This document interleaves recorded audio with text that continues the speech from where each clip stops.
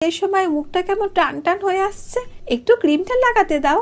এই তো তুই খানিকক্ষণ আগে ক্রিম লাগালি, এরপরে আধ ঘন্টার মধ্যে আবার কি লাগাচ্ছিস? আরে মা, বুঝতে পারছো না? ওই ক্রিমটা হয়ে গেছে আধ ঘন্টা, এখন ওর কাজ শেষ হয়ে গেছে। এখন যদি আমি একটা অন্য কিছু না লাগাই তাহলে আমার স্কিনটা আবার ড্রাই হয়ে যাবে, আর কালকে স্কুলে গেলে আমার মুখটা দেখতে বাজে হয়ে যাবে। তুমি এত কিছু বুঝবে না, যাও তো আমার জন্য গরম গরম পকোড়া বানিয়ে আনো।